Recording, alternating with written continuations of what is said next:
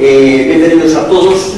Hoy, como saben, tenemos la segunda conferencia correspondiente al ciclo de biotecnología que esta vez se dedica a los alimentos, presente y futuro. Es un tema amplísimo, muy interesante, entonces no se puede ventilar en 4 conferencias. Entonces, la táctica un poco que vamos a seguir, por eso una edición de temas, es ir, empezar poquito a poco a ir estableciendo un poco las bases conceptuales que todo el mundo puede entender. Al fin y al cabo, un poco la pretensión de estas charlas es hacerlas a nivel divulgativo, por eso es biotecnología para todos. Bien, hoy le toca el turno a María Arroyo.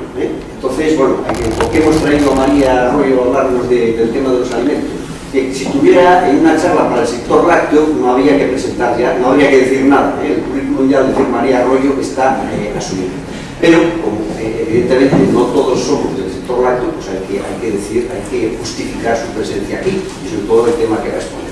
Bien, María Arroyo es la responsable del I+D de Laboratorios Arroyo.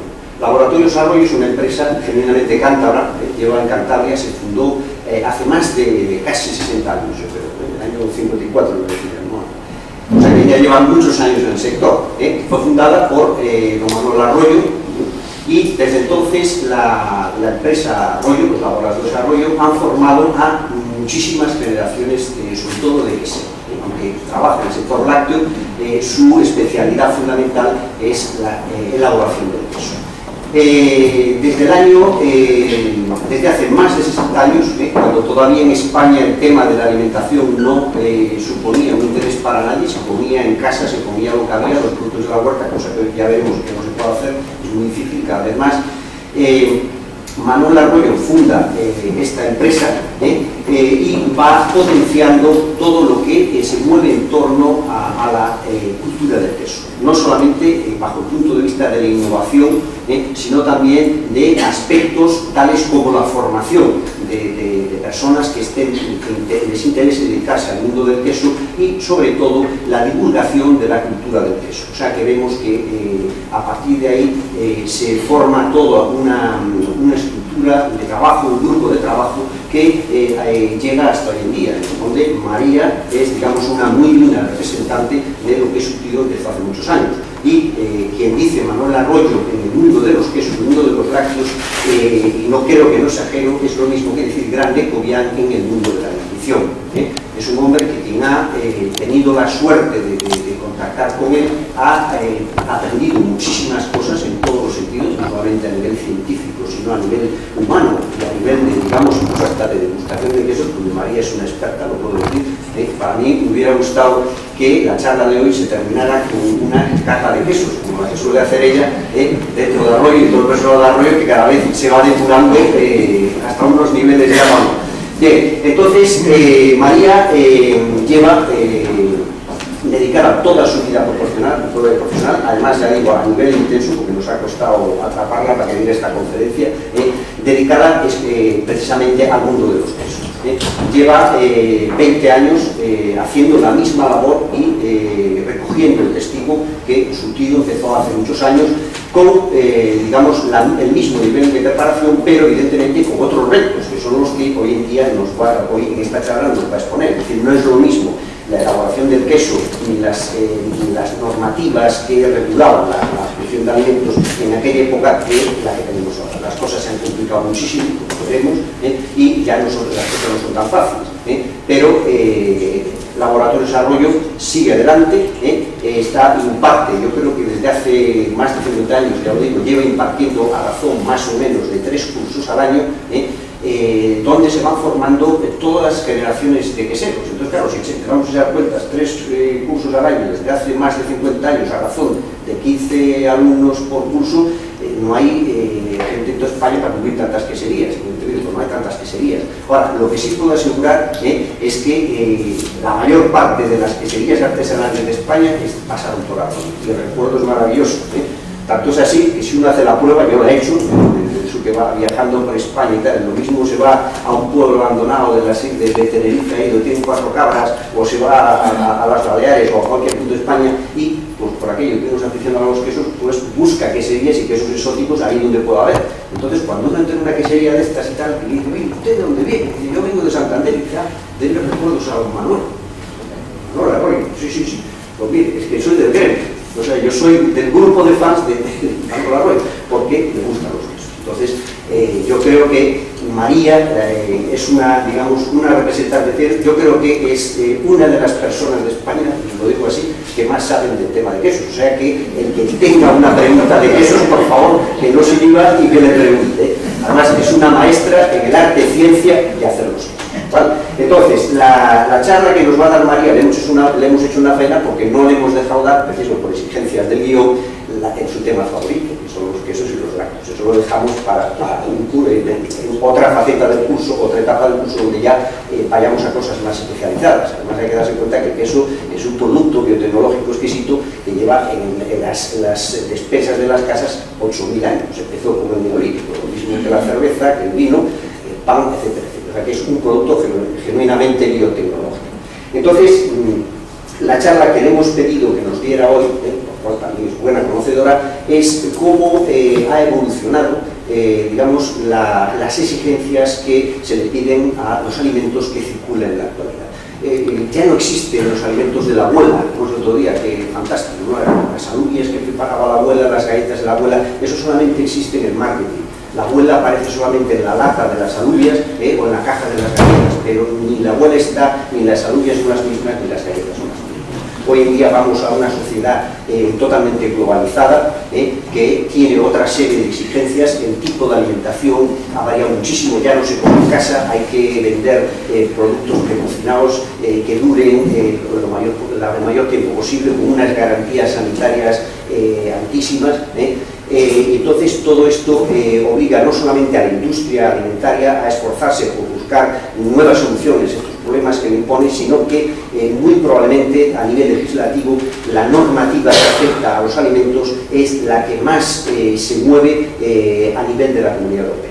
Hay normativa que se mueve mucho a nivel de sanidad, a nivel de medio ambiente, pero sobre todo a nivel de alimentación es complejísima, y además van surgiendo cada vez nuevos retos, digamos, legales, donde hay un vacío legal porque, como luego veremos, no se sabe definir exactamente dónde ubicar un determinado alimento y, por consiguiente, no se sabe cómo legislar. Eso genera vacíos legales que dan pie al fraude. Por eso constantemente estamos viendo en la televisión que aparecen fraudes de un lado y del otro porque no se sabe interpretar o no se sabe dónde ubicar ese alimento. Entonces, la charla que se va a dar hoy es una charla muy amplia, todo va sobre conceptos básicos y fundamentalmente trata de educar al ciudadano, así como se debe de educar al ciudadano en la salud, para que no haya un abuso del sistema de salud público. Conviene que el alumno, conviene que el ciudadano sepa unos mínimos de la información que se da en las etiquetas que obligadamente tienen que llevar todos los alimentos.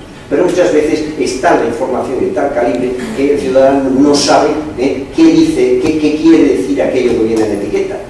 Y entonces ya llega un momento en que es peligroso porque se confunde nutrición con alimentación, que es otro término que sí hay que saber diferenciar. La nutrición, los nutrientes son inamovibles, eso afecta al metabolismo y al cuerpo no se le engaña.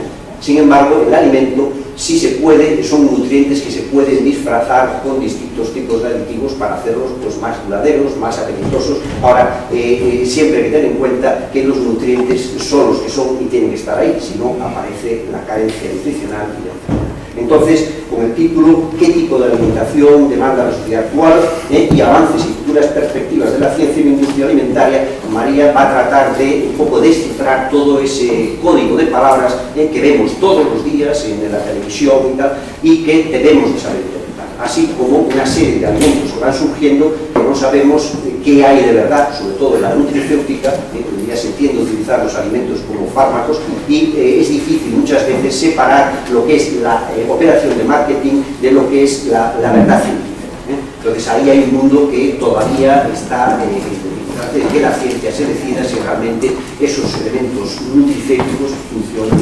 Entonces yo espero que después de esta charla y el debate, las cosas que me hayan quedado atrás, pues ahora les dejo la palabra. Bueno, muy buenas tardes. En primer lugar, quisiera decir que en este momento, normalmente, una persona de pie suele agradecer a la organización la gentileza de haberme invitado. Pero yo en esta ocasión voy a hacer una excepción, a pesar de la presentación que me ha hecho Manolo, que es, como se ve, es amigo. Y voy a hacer esta excepción porque la verdad es que he de confesar que cuando me dijeron el título de la charla, me entró un poco de miedo, porque dije, a ver por dónde salimos. Como dice Manolo, era un título un poco impuesto o sugerido con amabilidad, pero para dirigirte en una dirección y vaya. Pero ya cuando me dieron el programa y vi quiénes eran mis compañeros, me entró directamente el pánico y dije, bueno, realmente yo creo que lo que tengo que hacer es huir de aquí como pueda. Se lo dije y me dijeron, es demasiado tarde. Así que lo que sí que puedo agradecer hoy a la organización de esta charla es desde luego la confianza ciega, y yo creo que casi inconsciente, que han tenido al creerme capaz de daros una visión sobre la nueva alimentación desde un espacio tan reducido como el que nosotros trabajamos, que es dentro del marco de la alimentación, pero, como dice Manolo, en el ejercicio diario de la tecnología quesera y de la formación de futuros tecnólogos o elaboradores de queso. Dicho esto, y ya que hemos venido, y que hacía muy bueno y están todos ustedes aquí, vamos a empezar ya con el tema de la charla, que es qué tipo de alimentación demanda la sociedad actual y cuáles son los avances y las futuras perspectivas. Empezamos bien, que está apagado. Bien. Bueno, para enfocar un poco hacia dónde va la nueva alimentación, yo creo que se debe comenzar diciendo que todos estos términos son términos que indudablemente muchas veces son como muy ambiguos, ¿no? Es decir, el problema de muchas palabras que nosotros empleamos es que ya tienen un significado y un uso en la vida cotidiana.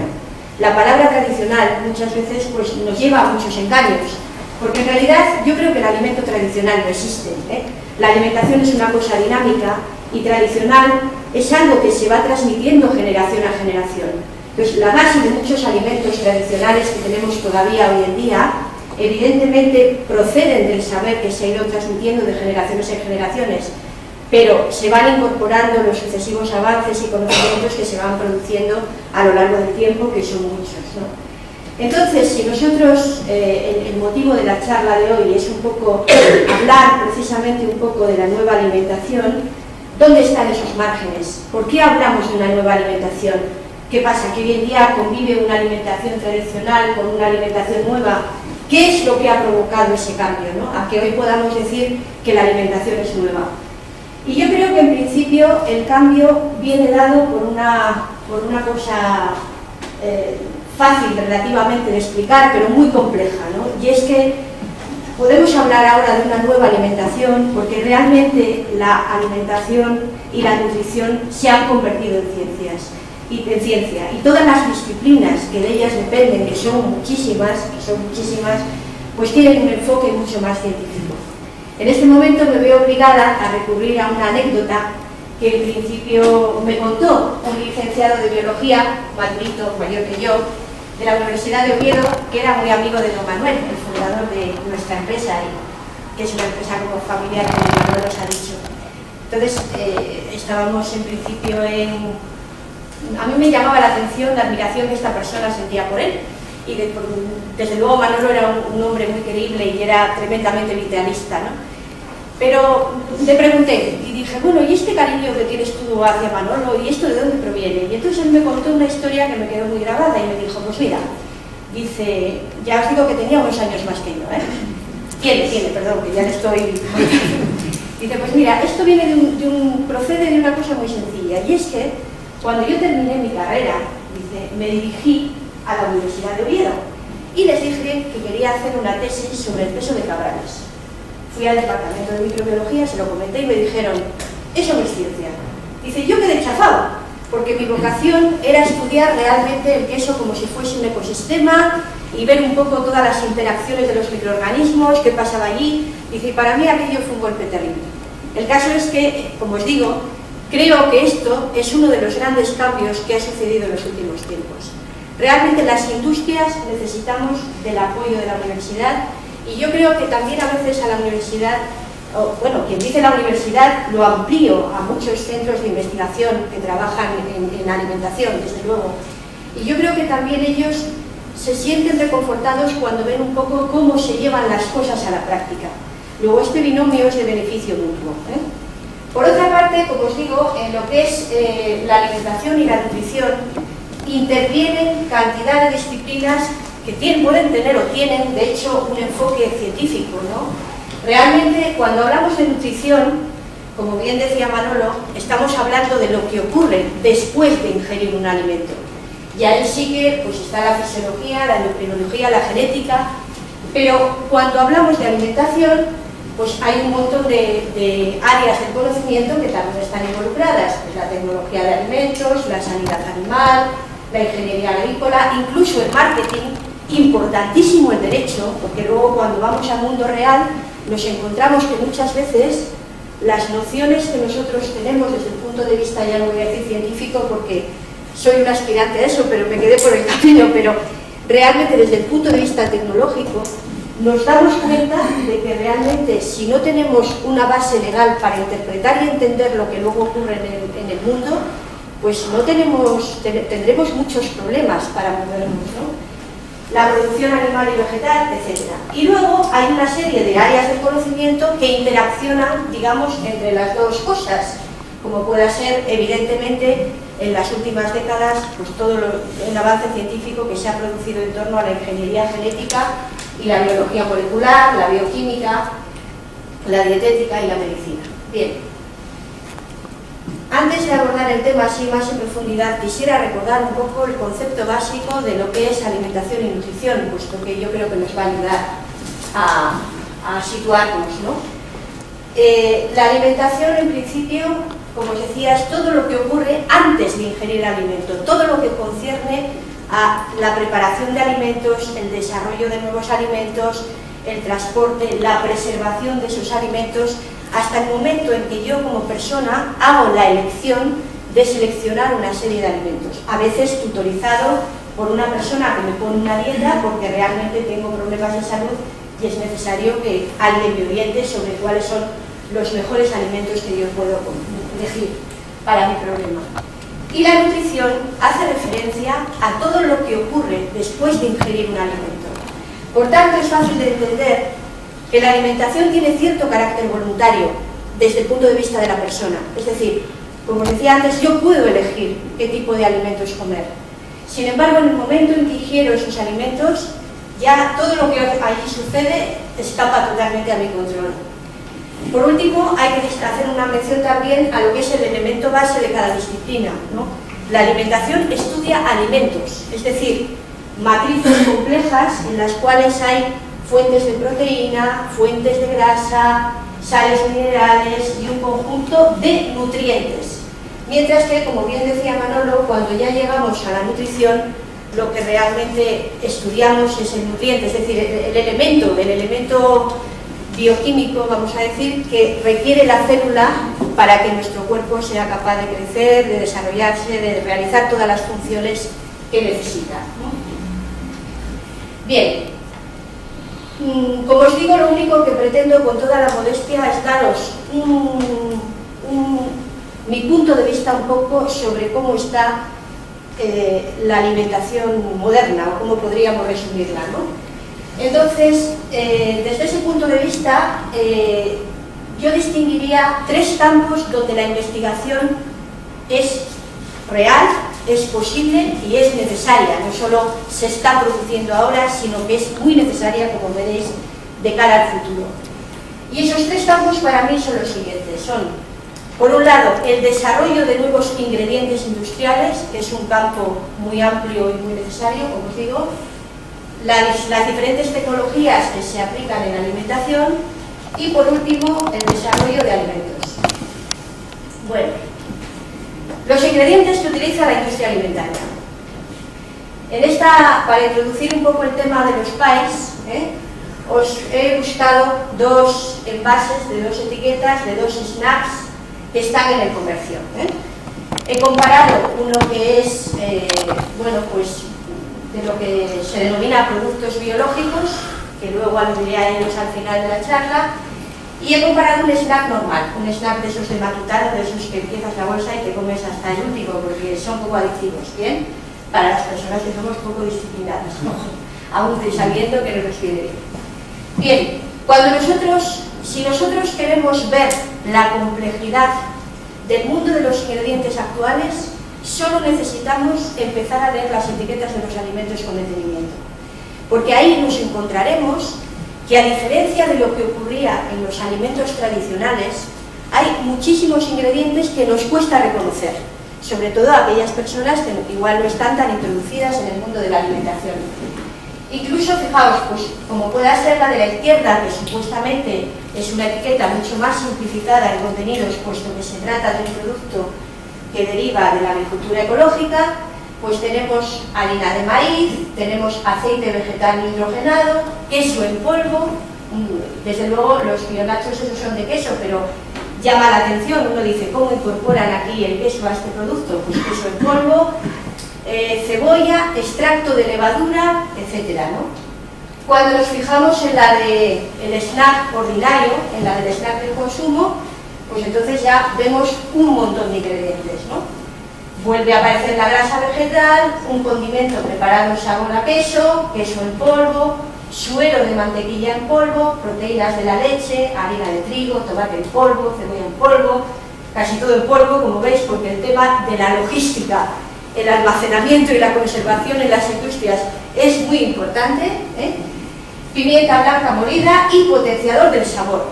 El potenciador del sabor, el glutamato monosódico, es un aditivo alimentario que, como sabéis, es un poco el que se asociaba o se asoció, no sé si muy científicamente probada, a lo que se daba a conocer con el nombre del síndrome del restaurante chino, que era un poco ese sabor que tienen los chinos, que por un lado te enganchan tanto, ¿no? Cuando vas y son, no sé, que empiezas a comer y parece que todos los platos te gustan y que no paran, muchas veces justificado por la salsa de soja con que se adereza a todos los platos de este tipo de restaurantes, pues realmente es un aditivo alimentario, tiene su número E, que es el de 600 y pico, pero hay una tendencia a que, como ya nos hemos pasado en la época esta de la histeria de los aditivos, si ponemos el nombre químico que ya como que va menos encubierto y va menos asociado a la leyenda de los es.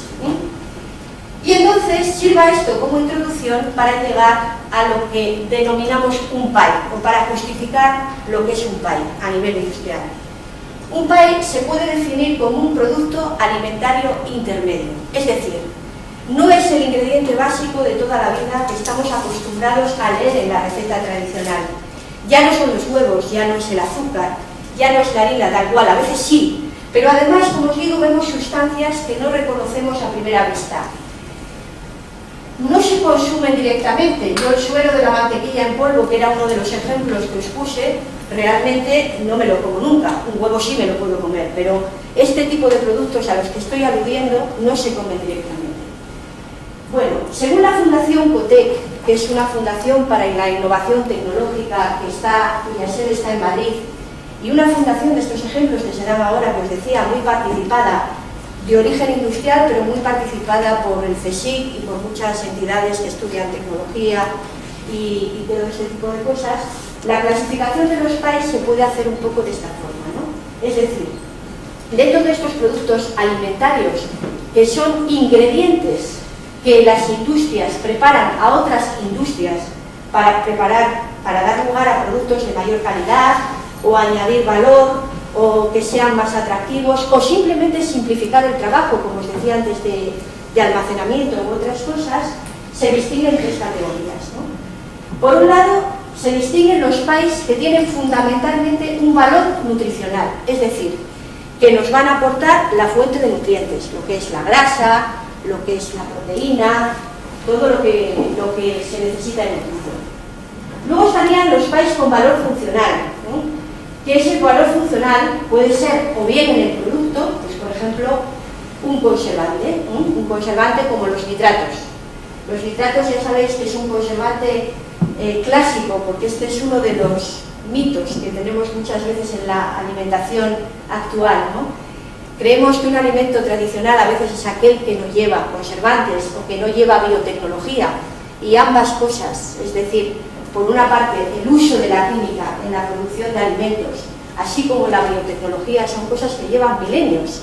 Eso sí, pues probablemente cuando los romanos iban por ahí con sus salecitas de nitrato, no lo llamaban aditivo alimentario, pero lo utilizaban para conservar los alimentos, porque esto ha sido una preocupación de la humanidad desde que ha tenido el conocimiento de que necesita conservar sus alimentos, ¿no? Bueno, paréntesis aparte, os digo, los nitratos, por ejemplo, que están mal vistos en el mundo alimentario, pero que por otra parte no se pueden realmente quitar, puesto que previenen de riesgos o de peligros de tipo microbiológico bastante graves, ¿no? Como puede ser la presencia en ciertos alimentos de microorganismos como el Clostridium botulinum.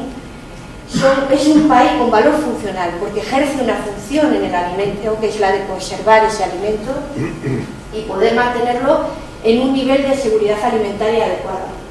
El ácido cítrico, que es un regulador de pH, pues es otro PAI funcional. Y luego en el consumidor también hay PAIs funcionales, como por ejemplo pueda ser la fibra, ¿no? La fibra alimentaria. El tercer grupo de PAIs corresponde a lo que se denomina, ya os digo que esta clasificación está hecha por Cotec, como nutracéuticos, de los que ahora hablaremos. Os voy a poner unos poquitos ejemplos para que os centréis un poquito en el tema, ¿no? PAIs derivados del pescado, una cosa que a todos nos es muy familiar. Es común que hoy en día dispongamos de una gama de alimentos como son los palitos de pescado, con forma de gamba, con forma de cigala, con múltiples formas, con forma de cangrejo, con lo que sea, ¿no? Bien, pues todos estos alimentos se desarrollan a partir de un PAI que se llama surimi, como sabéis, ¿no? El surimi es un producto que se hace con especies que tienen generalmente un bajo valor económico, y se elabora a partir de ellas. El procedimiento operativo, así contado muy brevemente, es que es una técnica que por otra parte en Japón tiene muchísima tradición. Se desmenuzan y se enjuagan repetidas veces. A continuación se forma una pasta gelatinosa constituida por toda la proteína biofibrillar. Se mezclan con ciertos aditivos y el resultado final es una masa que luego es moldeable y convertible en cantidad de alimentos distintos, ¿no? Esto se empaqueta y congela, y aunque la foto no se ve muy bien, le llega a otra industria empaquetada en cajas, ¿no? Uy, ¿a dónde me he subido? Bueno, por otra parte, hay miles de ejemplos, porque en cada uno de los nutrientes clásicos, o de cada uno de los, perdón, lo he dicho yo mal, de cada uno de los ingredientes básicos del pasado, se han sacado muchísimos PAIs, ¿no? Y este, por ejemplo, es el caso del huevo, Fijaos, 100 kilos de huevo dan 13 kilos de cáscara, 30 kilos de yema y 57 kilos de clara, que es albúmina. Antes utilizábamos el huevo, pues ya está, y ahora también se utiliza en muchas ocasiones. Pero también aparecen en el mercado PAIs nuevos, como por ejemplo la clara de huevo en polvo. Todo este tipo de productos, a veces la intención que tienen, ya os digo, es simplemente de tipo logístico, es decir, a la industria que lo recibe le viene mejor para su conservación, para su almacenamiento, para todo, ¿no?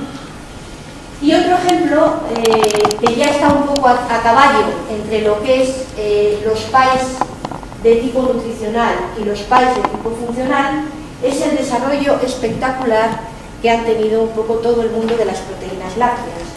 Entonces, muchos de estos PAIs derivan de que hoy en día tenemos los conocimientos científicos y la tecnología para poder fraccionar muchos de los ingredientes básicos que utilizábamos tradicionalmente. Y entonces, aquí tenéis un ejemplo. A la derecha tenéis un PAI nutricional claro, que es el famoso queso rallado en polvo que veíamos antes en los Doritos estos. Y a la izquierda tenéis una empresa de una cooperativa francesa que se dedica, los productos de una cooperativa francesa, mejor dicho, que se dedica al desarrollo de diversos pies que tienen tanto un valor funcional como nutricional. Todos estos pies derivan, fijaos, de la fracción proteica de la leche, ¿no? Es decir, son diferentes fracciones y combinaciones de proteínas solubles de la leche, o bien en ocasiones puede ser pues, leche en polvo y otras cosas, pero sobre todo fracciones proteicas. Y las aplicaciones que esto luego tiene en la práctica pues llaman muchísimo la atención, porque aparte de ver, como podéis ver ahí, la cantidad de alimentos en los que se aplican, tienen aplicaciones tan súper curiosas como, por ejemplo, el hecho de que en una formulación de un producto de confitería podemos sustituir igual un 25% del huevo por una proteína láctea, consiguiendo un resultado organoléptico de la misma calidad. Al igual que, por ejemplo, una tarea que se realiza también en el mundo de la confitería, como es, por ejemplo, el pincelado, si os dais cuenta, de huevo que lleva muchos productos de bollería. Bueno, pues hoy en día existe una gama de proteínas que es capaz de, una vez hidratada, hacer un efecto igual al que haría en principio el huevo líquido, que siempre es mucho más difícil de manejar, bueno, tiene todo este tipo de problemas. Bueno, llegamos a los pies con valor funcional. Y en los pies con valor funcional, ya nos encontramos con un grupo de ingredientes que no tienen que tener necesariamente un valor nutricional, pero sí claramente un valor funcional. Ya dijimos que estas proteínas podían ser un poco un intermedio. Este mundo es el que hoy en día engloba al inmenso mundo de los aditivos alimentarios. Como sabéis, los aditivos alimentarios ya llevamos tiempo conviviendo con ellos. Con mejor y peor armonía. Hubo ahí una serie de décadas, yo creo recordar la década de los 80, la estaba estudiando, y yo no sé si a qué pasó igual, pero yo recuerdo, lo comentaba el otro día con Manolo, recuerdo que en donde yo estaba, la gente iba a la compra con unas listas que era donde venían los aditivos. Bueno, aquello producía unas cosas horripilosas. Y además esas listas, luego me dijeron en un curso, me llamó la atención, una persona que para mí es uno de los docentes más entrañables que hemos conocido en el mundo de los aditivos, que es don Roberto Salabarder, no sé si alguno, un catalán que dedicó, bueno, mucho tiempo de su vida a estudiar con aditivos y a un poco a romper mitos y a colocarlos en su justo lugar, un hombre muy entrañable. Bien, pues este hombre nos decía que las famosas listas, resulta que hablaban del hospital de Majadahonda, y el hospital de Majadahonda no había hospital en Majadahonda, o sea, confundían unas cosas con otras. Entonces, que si recordáis, con aquello se creó una psicosis terrible, porque había muchas sustancias químicas que supuestamente nos iban a hacer unos daños terribles en la salud. Bueno, el caso es que hasta hoy hemos llegado, y hoy en día todo el tema de aditivos realmente está pero que muy bien regulado, muy bien controlado, y además hay que quedarse, yo creo que entre comillas, tranquilo, porque nosotros en alimentación, cuando hablamos de seguridad alimentaria, solemos decir que el riesgo cero no existe ni se puede garantizar. Pero es cierto que, por ejemplo, en todo lo que concierne al mundo de los aditivos, hay mucha vigilancia. No solamente están vigilados por un comité que depende directamente del Codex Alimentarius, que como sabéis, el Codex es un poco una entidad a nivel internacional, a nivel mundial, que está participado por la FAO y por la OMS, por la Organización Mundial de la Salud y por la OMS, y que tiene su comité de expertos en aditivos alimentarios, lo tiene, y de vez en cuando revisan los productos que están en duda y establecen unas dosis de ingesta diaria admisible que están muy por debajo de los niveles de seguridad comprobados en estudios, evidentemente muchas veces con animales y con cosas que igual no son paralelas, pero que realmente hay una seriedad detrás de todo este tipo de cuestiones, ¿no? Bueno, con respecto al tema de los aditivos, que siempre es un tema tremendamente árido, también recurro a una clasificación que hacía Salabarder en sus cursos cuando los quería explicar, y decía, mira, si esto de los aditivos, aunque parezca mucho, se reduce a 3 familias, Y él decía, pues mira, el grupo de los conservadores, es decir, aquellos que tienen una misión en la conservación de los productos o bien en el mantenimiento de sus nutrientes, como puedan ser los antioxidantes, los conservantes y los reguladores de pH. El grupo de los estabilizantes, que nos han permitido aumentar la gama de productos de una forma inmensa, porque nos modifican las texturas de los alimentos. Aquí estarían metidos pues, todos esos hidrocoloides que conocemos, el agar-agar, por ejemplo, no la gelatina, porque la gelatina legalmente no se considera un aditivo alimentario, pero muchos hidrocoloides. Y luego, por último, el grupo de lo que él llamaba los embellecedores, que a mí este término me parecía encantador, ¿no? Entonces, en este grupo de embellecedores, que por otra parte son los más cuestionados, estaban metidos, por una parte, los colorantes, los edulcorantes y los potenciadores del sabor. Y además era el grupo más conflictivo, porque claro, cuando vamos a usar en alimentación una cosa externa de naturaleza química, lo primero que realmente nos cuestionamos es si ese aditivo es necesario. Y aquí viene la pregunta: ¿es necesario un aditivo que cambia de color un alimento? Bueno, pues es una pregunta difícil, porque aquí llegamos que en la alimentación también hay una base, no sé cómo llamar, sociológica, o un componente de placer. Y entonces muchas veces el hecho de que los alimentos estén con una determinada estética nos hacen buscar la necesidad de las cosas. Bien, por último llegamos al lío mayúsculo, así entrando gradualmente. Los PAEs con valor nutracéutico. Esto ya es un poquito lo último. Bueno, aquí hay un señor que es el doctor Stephen de Felice, lo he apuntado porque se me olvida, lo he repetido 1000 veces, pero ya una lo tiene en la cabeza para estas cosas. Que por lo visto es el presidente, o era en aquel momento, porque esto se acuñó en el año 1989, o sea, os estoy hablando de ayer casi, de la Fundación para la Innovación en Medicina, y resulta que acuña el término nutracéutico, por si el lío era pequeño. El término nutracéutico es un término participado, como se puede intuir, por la parte de nutrición y por la parte de farmacéutico.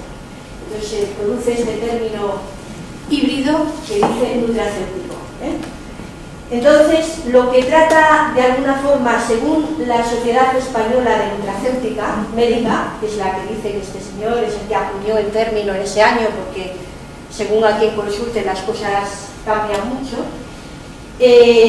realmente aquí se trata de poner nombre, es decir, llevamos 2000 y pico años desde Hipócrates dándole vueltas a lo mismo. ¿Os acordáis que Hipócrates nos hizo la faena esta de aquella máxima que suena también de que tu alimento sea tu medicina y que tu medicina sea tu medicamento? Bueno, pues en 2000 y pico años no hemos resuelto este conflicto, y hoy esto trae unos debates terribles, ¿no? Total, que nos encontramos con una gama de productos amplia y creciente, porque hay una investigación en desarrollo cada vez más potente, cuyo consumo ya no se propone, primero, no son alimentos de síntesis, se obtienen de productos naturales, y cuyo consumo no se propone a través de jarabes, cápsulas, etc. Sino que el objetivo es que sean extraídos de productos naturales, de plantas, de los productos de animales, de los productos naturales, y que recogen aquellos productos que tienen una función favorable en la salud. Realmente, aquí es donde, como os decía Manolo, empieza el conflicto conceptual que tenemos hoy en día, porque hay un lío terrible entre el marco legal y entre las definiciones de, por ejemplo, nutracéuticos, alimentos funcionales, que probablemente os suene más, constituyentes bioactivos de los alimentos, y una jerga que a veces es muy complicada de dilucidar. Bueno, algunos ejemplos, por ejemplo, de estos nutracéuticos, para que nos centremos, procedentes de los diferentes mundos, sería, en el caso de los animales, pues tendríamos los ácidos grasos insaturados. En el caso de la leche tendríamos péptidos y lactoferrina.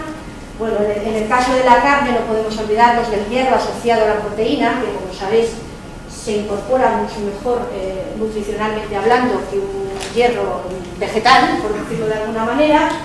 En el caso de los vegetales tenemos el mundo de los antioxidantes, que eso ya es para volverse loco, porque fijaos que solamente de flavonoides, he cogido este dato, solamente de compuestos flavonoides, en el año 94, que ya hace un tiempo, había del orden de 5.000 compuestos.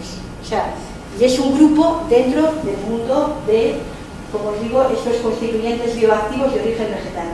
Además, las plantas, como sabéis, son fuentes de vitaminas, de fibra soluble, de fibra, bueno, plantas, cereales, etcétera, fibra insoluble, polifenoles y todo.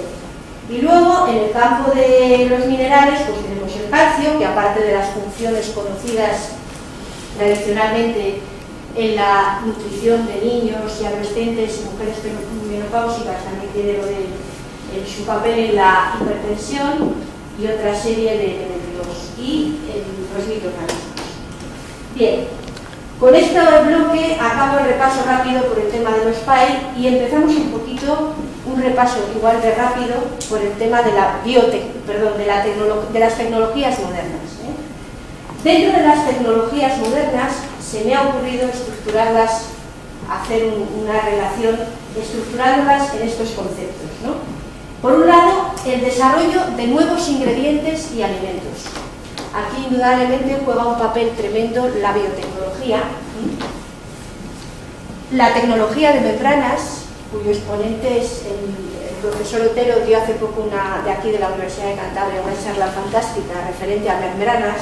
Toda esta tecnología nos ha permitido no solamente, o nos puede permitir, aprovechar subproductos, que es una tendencia que ha de preocuparnos en el futuro de la alimentación, sino que además nos permite hacer estas separaciones o estos fraccionamientos de los alimentos tradicionales o de los ingredientes tradicionales a los que aludíamos antes con el tema de las proteínas de la leche y todo esto. Y todo el campo de los reestructurados, que también es otra forma de aprovechar muchísimos subproductos y de elaborar productos nuevos que tengan una presencia y unas propiedades nutricionales estupendas, como ahora veremos un ejemplo. En el campo de la higienización, la tecnología ya es tremenda. El problema está en que esa tecnología que os cito ahí, por ejemplo, las altas presiones o los campos eléctricos pulsantes o las radiaciones ionizantes tan cuestionadas, que es un poco pues todo lo que significa irradiar el alimento con la componente, digamos, de miedo y de prevención que podemos tener todos en la cabeza. Todo ese tipo de medidas de higienización propuestas que están estudiando ahora mismo muchísimos centros tecnológicos, universidades, la pega, entre comillas, es que solamente son útiles para industrias de cierto tamaño, dado que toda la maquinaria que se requiere para efectuar todos estos tratamientos es realmente cara. Sin embargo, hay tecnologías basadas en el conocimiento, como puede ser la tecnología de los obstáculos, que puede servirle o puede serle de gran utilidad a una pequeña empresa. Y no es ni más ni menos que conocer un poco la biología de los microorganismos para combinando todas aquellas cosas que sabemos que al microorganismo le pueden alterar, le pueden hacer inhibirse de alguna manera, conseguir resultados muchas veces sinérgicos. Me refiero, esto lo vemos mucho en el queso, yo creo que es un ejemplo de tecnología de obstáculos, ¿no? Entonces, cuando nosotros, por ejemplo, elaboramos el queso, combinamos, por un lado, que se introduce de una forma masiva una cantidad de cultivos seleccionados. Por otro lado, que tenemos un pH que baja como consecuencia de la actividad de esos cultivos que añadimos seleccionados. Por otro lado, que salamos y disminuye la actividad del agua, por tanto, el agua disponible para los microorganismos se reduce. Y al final, la combinación de todos estos efectos simultáneamente tiene un efecto sinérgico que es mayor que la de cada uno por separado. Con respecto al tema del envasado, transporte y almacenamiento, realmente aquí tenemos un mundo en desarrollo muy importante, porque es el que hace posible que los alimentos lleguen a los lugares con una buena presentación en todo lo que concierne a los envasados utilizando atmósferas modificadas. Si os dais cuenta, ahora a veces vamos a los supermercados y realmente nos encontramos con productos que desde el punto de vista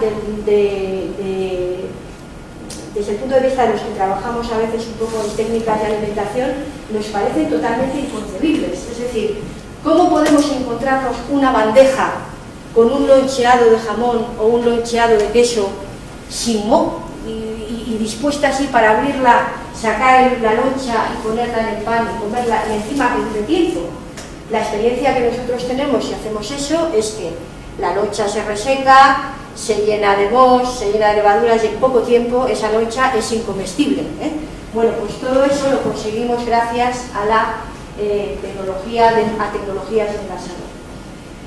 Bien, el campo de la tecnología, desde luego, una de las áreas en las cuales ha experimentado mayor despegue en las últimas décadas ha sido en el campo de las biotecnologías, sobre todo interpretadas desde el punto de vista de la ingeniería genética y de la tecnología del DNA recombinante, de todos los transgénicos y todas las modificaciones que se pueden llegar a hacer ahí.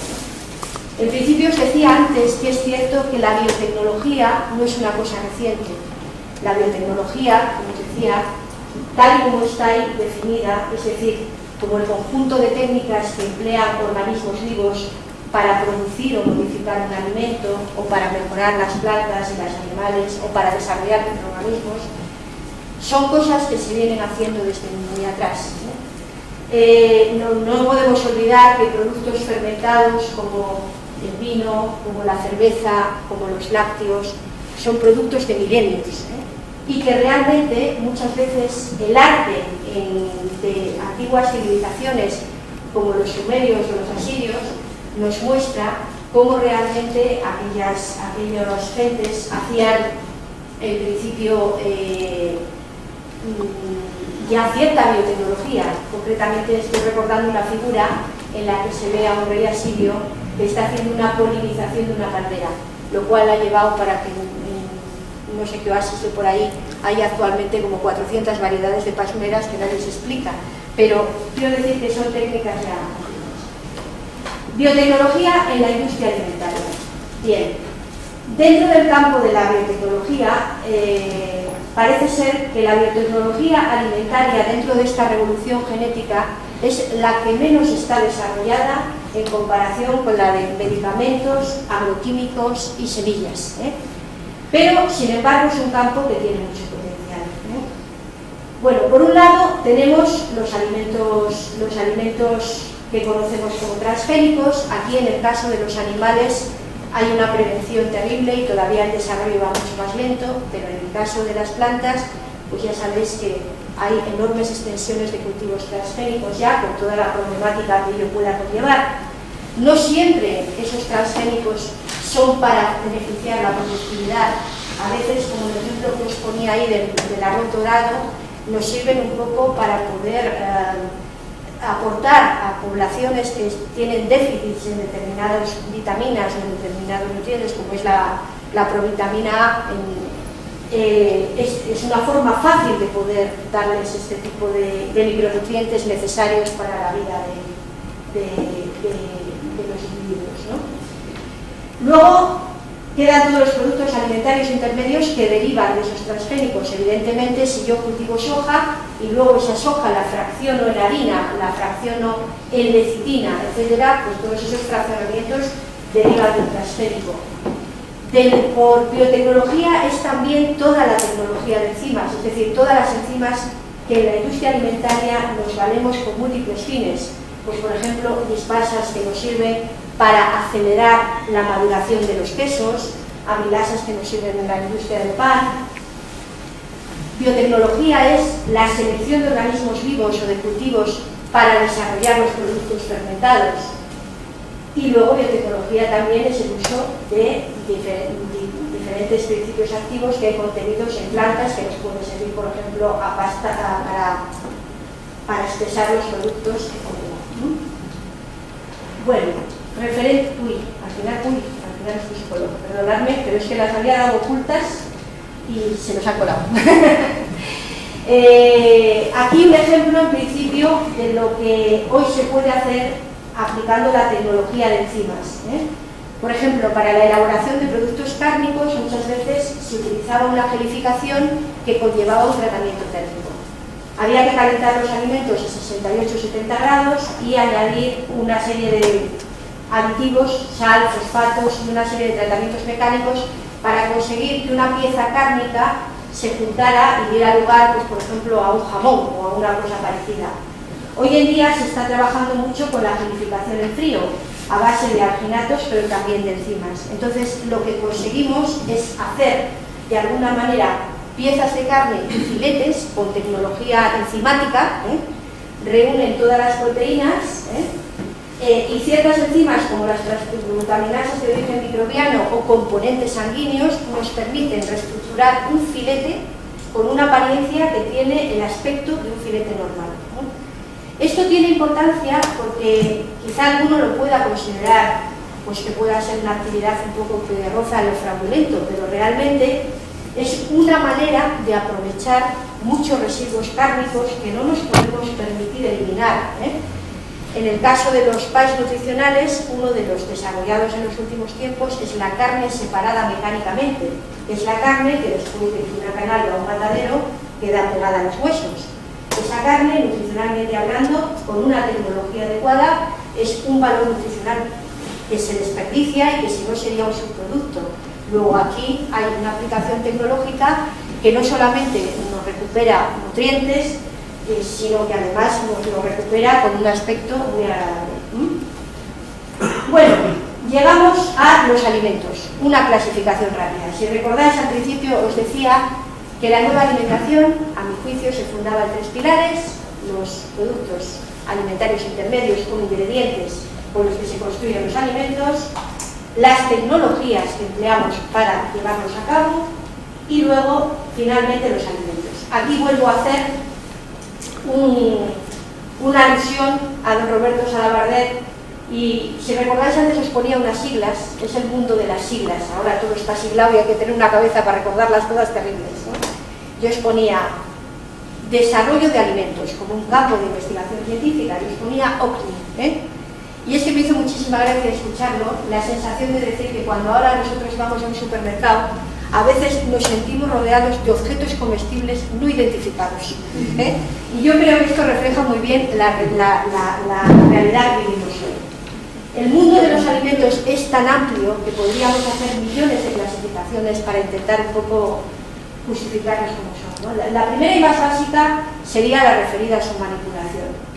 Si son crudos o si son transformados. Luego, desde el punto de vista nutricional, podríamos clasificarlos en aquellos que nos aportan energía, en aquellos que hacen una visión reguladora o en aquellos que sirven fundamentalmente por la base proteica que llevan para estructurar todos nuestros tejidos. En el campo legal, desde luego, la reglamentación es amplísima, hasta el punto de que es muy difícil estar al día de todos los conceptos legales en los cuales se clasifican los alimentos. Os he puesto algunos ejemplos y, sin embargo, fijaos, hoy en día podemos decir que el marco legal va muy por detrás de las posibilidades reales que ya hay de alimentos desarrollados e investigados. En el campo legal están regulados los alimentos de uso ordinario, los alimentos enriquecidos, cuando nosotros enriquecemos una leche, por ejemplo, en vitaminas, o cuando la enriquecemos en minerales, que es una cosa muy típica con la que nos encontramos hoy en día. El campo de los complementos alimenticios, es decir, cuando los nutrientes van en pastillas o en jarabes o en este tipo de cosas. El campo de los productos dietéticos, también llamados PARNUS, o alimentación para situaciones especiales, como es la alimentación de bebés, la alimentación de deportistas, la alimentación de niños. El campo de alimentos que proceden de la agricultura y la ganadería ecológica también está regulado. El campo de los nuevos alimentos, novel foods, esto está creando muchísimas barreras para todo el desarrollo tecnológico, porque no hay base legal en muchas ocasiones para cosas que se van descubriendo y que se van produciendo desde la tecnología, y luego resulta que se encuentra con este reglamento y nos dicen que toda sustancia que era desconocida en la Unión Europea antes del 15 de mayo del 97, pues que resulta que tiene que pasar un comité de evaluación, lo cual realmente es muy bueno a la hora de tener seguridad alimentaria, pero como estos comités se retrasan muchísimo, pues muchas veces hacen que los productos nos lleguen con muchísimo retraso. Esta es un poco la idea. Si el producto es un producto que no es tremendamente importante, un producto que podríamos decir ñoño y no importante para la alimentación, pues la cosa va muy bien, ¿no? Os había puesto ahí el caso de ejemplo que era muy simpático. Era un zumo de un fruto que se llama el noni, que por lo visto viene de la Polinesia, este fruto. Es producido por una planta que es la Morinda citrifolia. Bueno, pues el noni resulta que una compañía americana lo presenta en Europa y dice, no, espera un momento, que esto lo tenemos que evaluar. La compañía americana decía que tenía propiedades saludables y que era beneficiosa para la salud, que era milenario, que los de Polinesia lo llevaban tomando muchísimo tiempo y que tenía mucha salud y eran felices. Bien, llega a la Unión Europea y la Unión Europea lo analiza en el comité de Bruselas, pide información adicional porque lo que recibe no le convence suficiente. Una vez que ha hecho el análisis, lo pasa al Comité Científico de la Alimentación Humana, a su vez estos vuelven a pedir legislación y han pasado 2 años y medio. Y finalmente, después de 2 años y medio de evaluación, se autoriza el zumo de noni, pero no se le reconocen las propiedades saludables.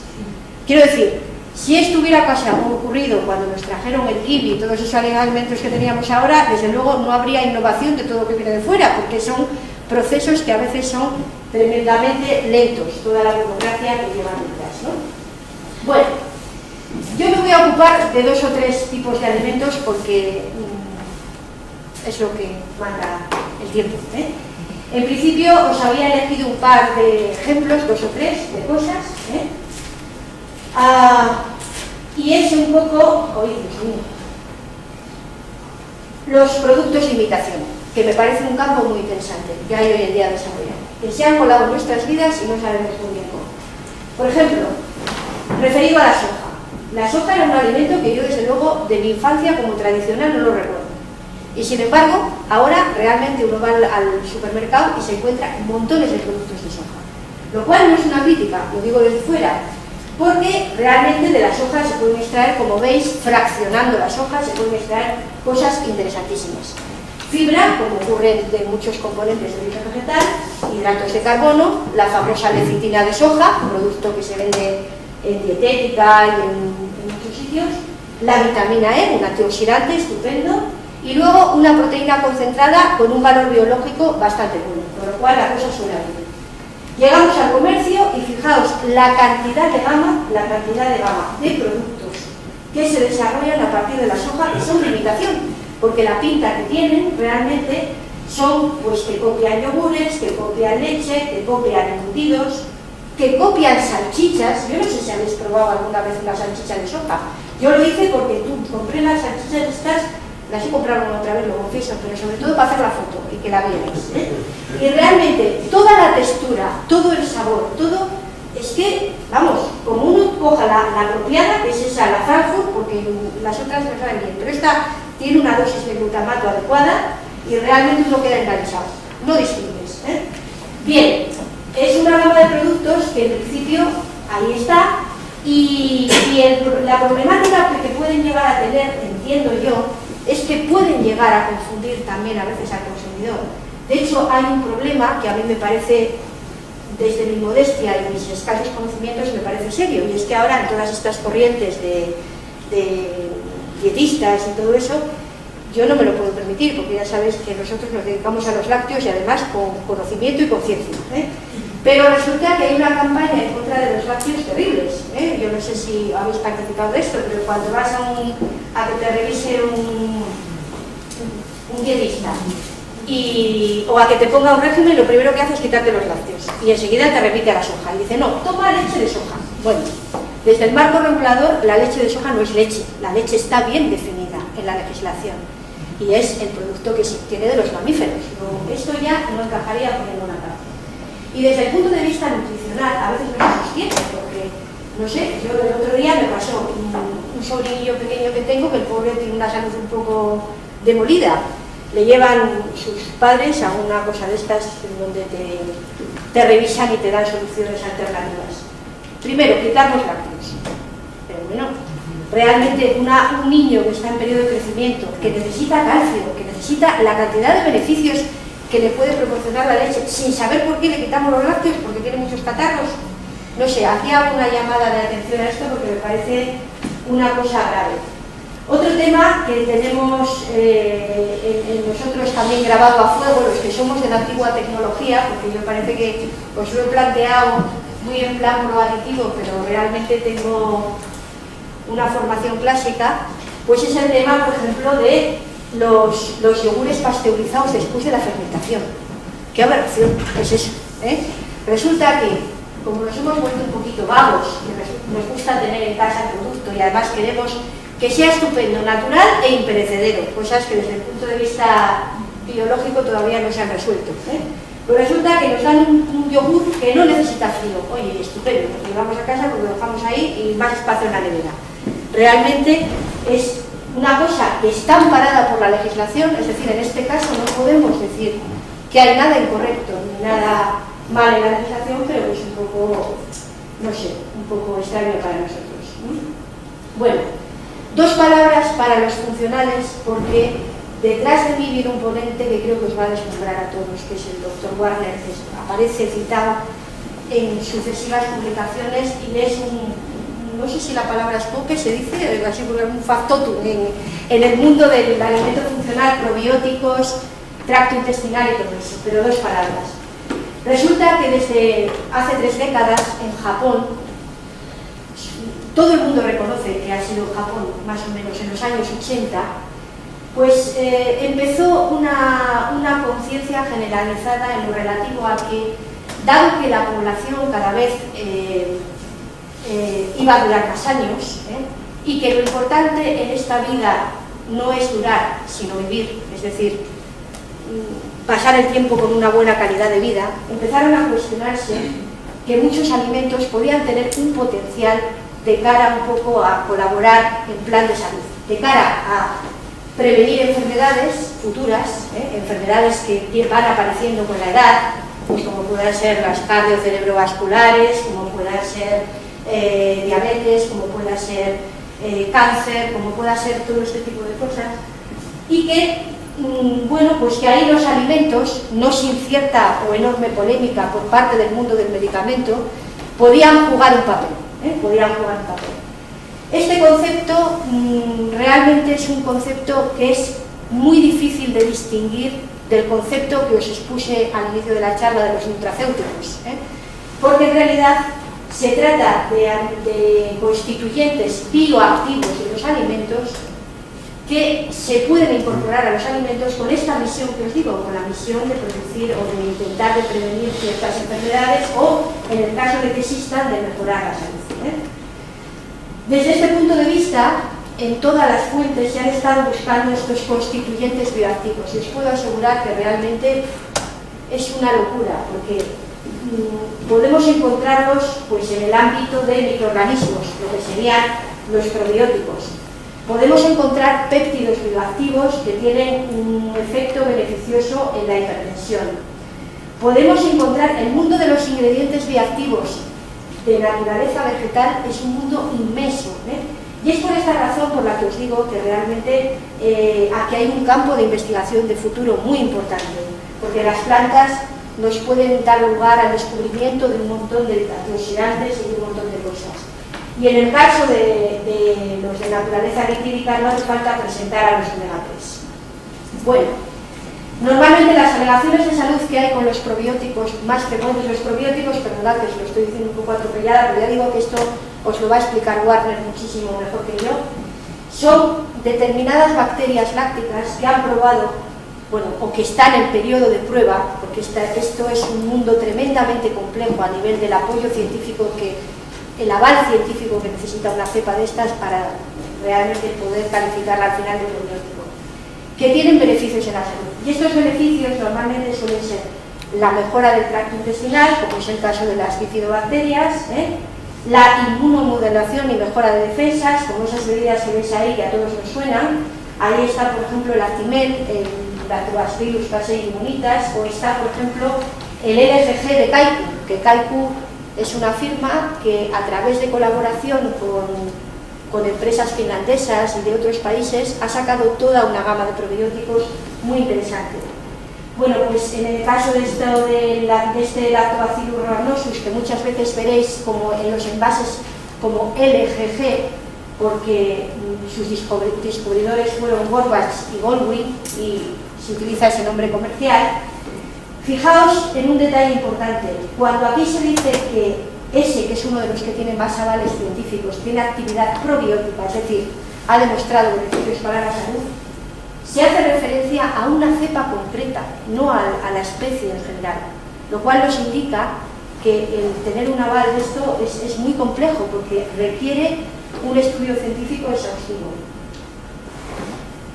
Los probióticos muchas veces se ven beneficiados del acompañamiento de los prebióticos y entonces se producen los alimentos simbióticos. El prebiótico ya no es un microorganismo que llega al intestino y que tiene unos determinados beneficios, sino que estamos hablando aquí de pequeños oligosacáridos que lo que hacen es estimular selectivamente cierta parte de la flora intestinal. El interés que esto tiene desde el punto de vista de la alimentación, porque desde el punto de vista de la nutrición es lo que va a tocar Warner, el interés es que hay un montón de gente estudiando cuál es la mejor manera de que todos estos constituyentes bioactivos aseguren que llegan primero a la boca del consumidor con toda la estabilidad biológica de su origen. Ese sería un poco el punto de partida. Porque a veces en determinadas matrices alimentarias, pues el microorganismo puede estar más o menos cómodo y estar mejor. Bueno, en los simbióticos el probiótico va acompañado de un prebiótico. Ese prebiótico puede ser una pareja del probiótico normal o bien puede ser un prebiótico que estimule a otras bifidobacterias que estén en el ámbito intestinal, es decir, no tienen por qué ser pareja de hecho. Puede ser que realmente sea una pareja bien avenida en la que el probiótico hace la tarea funcional y el prebiótico de alguna manera es el que hace posible que ese probiótico progrese, o bien puede ser, como os digo, un prebiótico que no vaya aparejado a ese probiótico, sí en el producto, pero no en el tracto intestinal. No sé si me he explicado bien, creo que fatal, pero bueno. Bueno, hay muchos alimentos funcionales, no todos se basan ni en microorganismos ni en oligosacáridos. Tenemos productos conocidos como el Vitaten o el Danaten, por no quedarnos en marcas comerciales, que se basan en el descubrimiento de que hay péptidos bioactivos que nos ayudan a regular un poco la tensión arterial.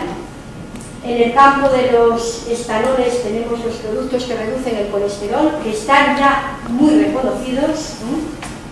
Y en el campo de los omega 3, pues nos bombardean publicitariamente con esto del EPA y el DHA, que son los ácidos grasos omega 3, que también un poco nos ayudan a prevenir las enfermedades cardiovasculares y que, como veis, se distribuyen en cantidad de matrices alimentarias. No quería acabar sin una alusión a los alimentos de producción ecológica, porque hay en esta sala una persona que es una amiga mía y que investiga en este tipo de cosas, y a la pobre pues siempre la vacunea. Y entonces me propuse con los alimentos ecológicos, que realmente tenía que hacer al menos una mención, aunque fuera rápida, porque ya veis que esto ha sido terrible, a los alimentos ecológicos. Los alimentos mal llamados ecológicos, porque decimos que son de producción ecológica, o sea, que proceden de la producción ecológica, no que son ecológicos en sí, muchas veces, como os digo, en estos ámbitos, en estos ambientes, son bastante criticados, porque se les dice una serie de cosas que yo creo que ellos nunca hacen apostolado de este tipo de cosas, ¿no? Entre los mitos o los tópicos que se dicen es que no somos la solución para calmar el hambre mundial, y de alguna manera la contrarréplica sería, y que lo pretenden, es decir, en el mundo de la alimentación hay alimentos carísimos, muy selectos y que valen un montón de dinero. Entonces, yo creo que esto da un nicho a un montón de empresas, a un montón de familias que viven de esto y que realmente tratan de hacerlo con honestidad. Por eso, ahí viene la segunda, ¿son muy caros? Bueno, pues hay otras categorías de alimentos que también lo son. A la alegación de que no tienen garantías, decir que detrás de estos productos hay investigación y prueba de ellos, como os decía, es el CIFA de aquí de Murieras, que está haciendo proyectos interesantísimos trabajando con ganaderos y gente de agricultura y ganadería ecológica para ver si realmente todas esas beneficios son reales o no, es decir, no está desamparado todo esto. Hay regulación legal, porque como os decía, hay una reglamentación que apoya todo esto, y hay control tanto en las industrias como en los productos finales. Con respecto a que su difusión es local y su comercialización poco clara, deciros que si os dais una vuelta por los supermercados que nos rodean, pues léase Carrefour o léase todos estos super, cada vez el espacio que ocupan en los anaqueles es más amplio. Esto es una realidad también. Con respecto al mal aspecto, que es otra de los mitos, deciros que volver a daros una vuelta por Carrefour, ver las frutas que se importan de Italia, y desde luego en cuanto a presentación son igual de buenas que las de aquí. Otra cosa es que yo el otro día compré una bandeja y no me supo muy bien, me supo un poco a poco, pero eso es en principio aparte. Y con respecto al hecho de esa promoción que hacen de que son alimentos puros y demás, decir que tampoco. Realmente, y esto me lo aclaraba esta persona, cuando nosotros hablamos de un alimento ecológico, realmente no decimos y garantizamos que ese producto no tiene ningún contaminante químico, pero sí que está mucho más examinado que otros muchos que salen al mercado. Porque antes de que salgan al mercado, ese consejo regulador que les vigila y controla hace análisis de multiresiduos, que en muchos alimentos convencionales no se hacen. Si bien es verdad que el control de la alimentación, os puedo asegurar, porque eso es una cosa con la que podría hablar con más propiedad, es algo que realmente se ha incrementado de una forma espectacular en los últimos tiempos, a todos los niveles. Acabo, y perdonadme porque me he extendido más de la cuenta y lo sé, pero acabo haciendo el planteamiento del principio, acabo por el título. ¿Qué tipo de alimentación demanda la sociedad actual? Yo os diría que después de visto todo lo que hemos visto así a toda velocidad, la respuesta yo creo que depende de la escala. En el ámbito mundial, realmente estamos en una población ya cercana a las 7.000 millones, a los 7.000 millones de personas, y se cree que realmente uno de los factores limitantes del futuro, no se sabe cuál empezará a limitarse primero, es la alimentación, evidentemente, porque ya hay mucha gente hoy en día que no come o que está desnutrida. Hay otros factores limitantes que no sabemos si aparecerán antes, como por ejemplo el agua o el agotamiento de las energías fósiles. Puede que eso pare la actividad antes, pero desde luego la alimentación está entre los factores limitantes. Para alimentar a ese global de la población, evidentemente necesitamos multisoluciones y necesitamos cosas que funcionen, y por ahí la biotecnología pues realmente parece ser la gran promesa y el gran campo de investigación y de desarrollo. En el ámbito de los países industrializados, que es donde estamos, pues ya sabéis cómo somos los consumidores modernos. En principio queremos acortar la cadena, es decir, que las cosas nos las den cuanto mejor preparadas mejor, que tengamos una diversidad de alimentos terribles a los que podamos recurrir, que sean baratos, que sean fáciles de preparar y conservar, y que además sean equilibrados nutricionalmente. Y con esto pues termino este discurso.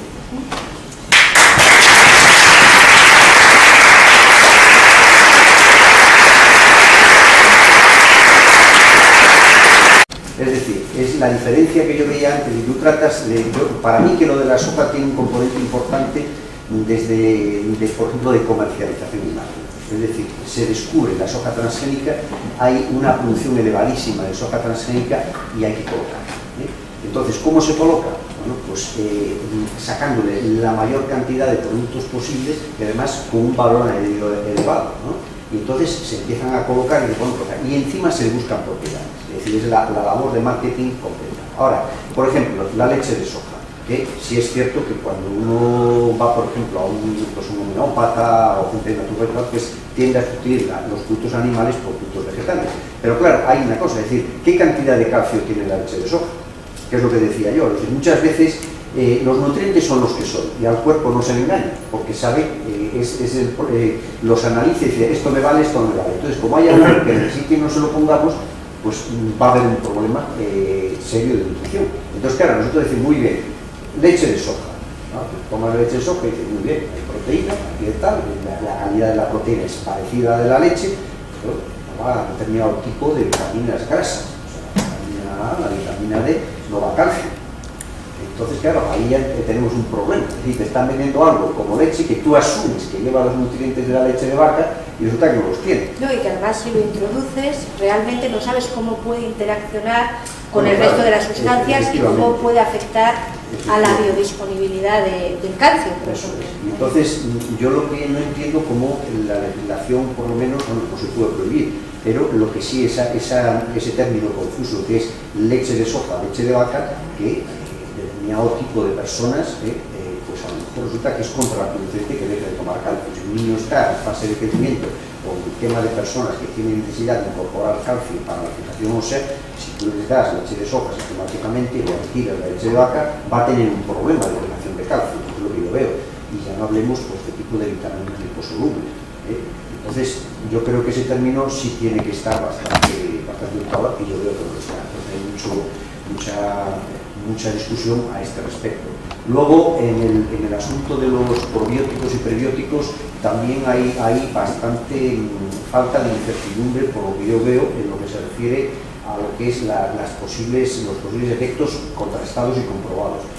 Sencillamente porque básicamente lo que se busca es que hagan su efecto a través de la flora microbiana del intestino, pero es que da la casualidad, bueno, pues se verán las conferencias que vienen a continuación, que en este momento uno de los campos de estudio, desde que se está todavía estudiando, es la composición de la flora intestinal. Entonces, estamos en este sentido en el mismo caso que estaba el ecosistema cuando no se conocía el ecosistema, es decir, en la época del Linné. Es decir, no basta con conocer que ya es difícil la composición de una flora intestinal completa, porque parece ser que varía con la edad, con la raza, con el tipo de alimentación, pero es que además una vez que se conozca esa flora intestinal hay que saber qué papel juega cada uno de esos microorganismos y qué efectos tiene sobre la salud, y de eso no se sabe absolutamente nada.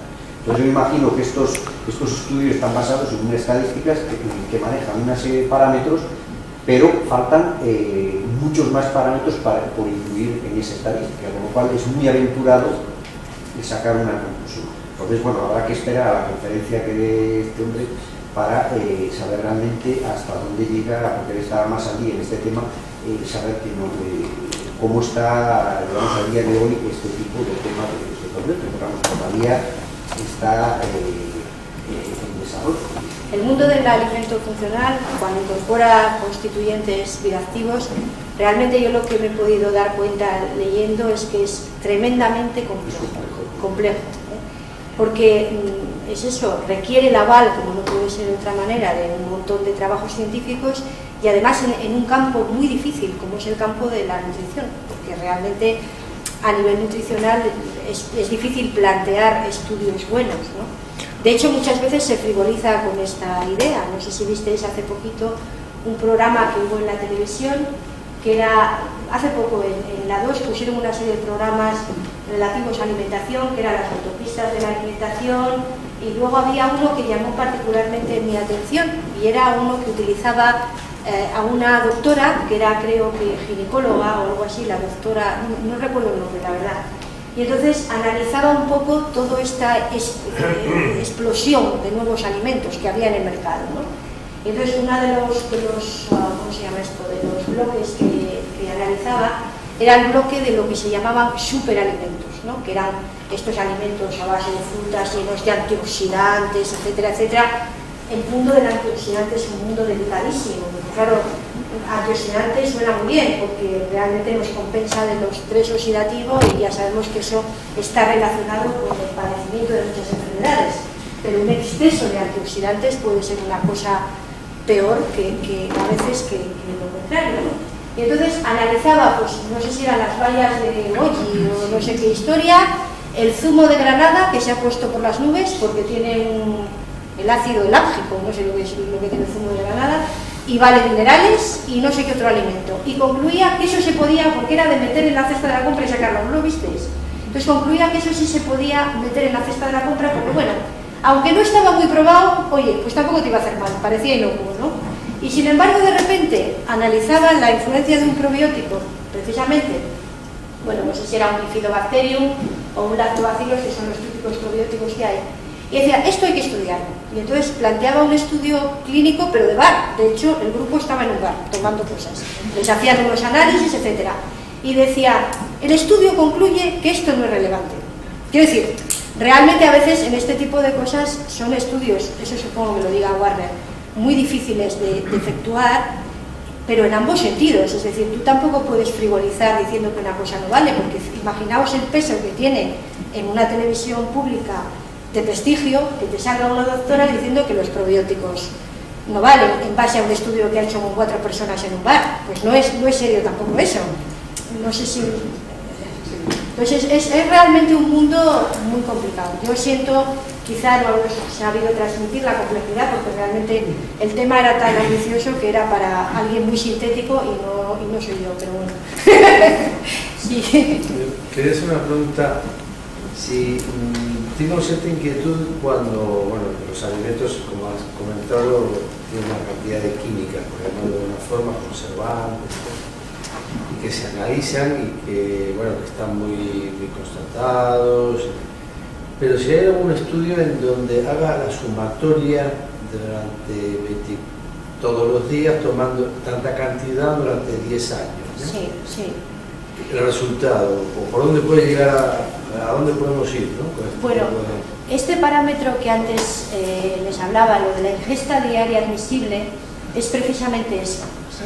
Son estudios que se han llevado a cabo que en principio están basados en la ingesta que una persona puede llevar a lo largo de su vida de un determinado aditivo.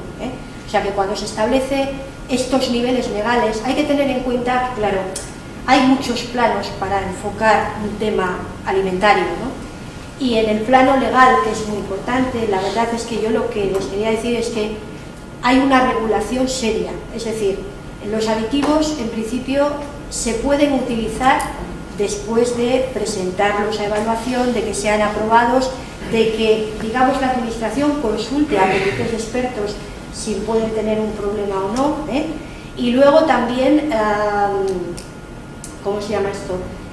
Cuando se aprueban en un reglamento comunitario o en un real decreto, lo que se aprueban es para un alimento concreto y no para todos. Es decir, nosotros, por ejemplo, podemos tener admitido el nitrato potásico, que yo he hablado que era un aditivo que tiene muy mala prensa, porque, bueno, pues puede llegar a producir nitrosaminas, que son cancerígenas, y cuando uno ve la regulación de ese aditivo, está regulado en qué tipo de alimentos se puede utilizar. Y solamente se puede utilizar en cárnicos y en embutidos. Realmente cuando se puede utilizar es porque se valora que en esa ecuación riesgo-beneficio es mejor, por decirlo de alguna manera, o sea, asumir ese riesgo de producción de nitrosamina que está controlado a unas dosis bajas, etcétera, que el riesgo microbiológico de experimentar una intoxicación por botulismo, que es una toxina muy potente y que puede ser letal, ¿no? Entonces, también es cierto que ya he dicho, y eso no quiero yo con esto transmitirles la idea de que es todo alegría, ¿no? Siempre en el mundo del aditivo químico o en cualquier faceta de la seguridad alimentaria, siempre partimos de eso, de que realmente el riesgo cero no existe, pero te pasa en todo en la vida. Fíjese, por ejemplo, los estudios que se hacen farmacológicos antes de sacar un medicamento a la venta, y aún así hay muchas veces que hay que coger y hay que retirarlo. Y este tipo de gestión, de alguna manera, también se está trasladando al mundo de los ingredientes alimentarios. Es decir, se les está tratando, y en el futuro se hará, yo creo que con mayor criterio, como si fueran medicamentos, en el sentido de que demuestren que no tienen toxicidad, estabilidad, que se hagan estudios clínicos, que se hagan pruebas de todo tipo. Entonces, garantía total nunca vamos a tener. Quizá yo me refería a la suma de toda esta química que estamos tomando día tras día, ¿no? Ya. La suma de alimentos, que parece que uno aisladamente puede estar, haya pasado el control, pero que ese, combinado con otros, yo no sé si tiene algo de razón, tiene alguna lógica. Total lógica. Por ejemplo, eso también pasa con los sulfitos, que yo siempre recordaré que esta Pero persona... de hecho no se controla, ¿eh? De hecho no se controla. No, yo creo que se tiene en cuenta, lo que pasa es que a veces es difícil, ¿no? Y efectivamente en los aditivos que se conceptúan como peligrosos son aquellos que pueden estar presentes en multitud de alimentos, porque ahí es un poco su pregunta, ¿no? O sea, que tiene razón, porque ahí es un poco donde ese concepto de la ingesta o ese nivel marcado por la ingesta diaria admisible como que pierde un poco su perspectiva, ¿no? Como pueda ser, por ejemplo, el caso de los sulfitos, que son, aparte de que son alérgenos, están presentes en muchísimos alimentos y entonces a veces se teme por el efecto aditivo que pueden tener en los múltiples alimentos que los contienen, ¿no? Hombre, a ver, desde el punto de vista alimentario, desde luego el criterio a recomendar siempre sería de alguna manera que la cadena fuese lo más corta posible, es decir, que partiéramos de alimentos base, que los cocináramos, etcétera, etcétera. Pero es que realmente yo creo que los tiempos modernos no nos permiten hacer este tipo de elección muchas veces, ¿no? Porque les gustaría dedicarle más tiempo a la cocina y muchas cosas, pero a veces no llegamos, ¿no? Entonces, dentro de que nuestra forma social de vivir ha cambiado y ahora disponemos de mucho menos tiempo para muchas cosas, pues es un poco sentirse un poco, no digo yo seguro, pero por lo menos más tranquilo pensando que detrás de todo este mundo químico, detrás de todo este mundo biotecnológico hay elementos de control, o sea que no es que una industria le dé por vender no sé qué y ya está, ¿no? Que normalmente este tipo de cosas se controlan, ¿no? Has dicho un poco de pasada, pero... Sí, lo he dicho todo de pasada.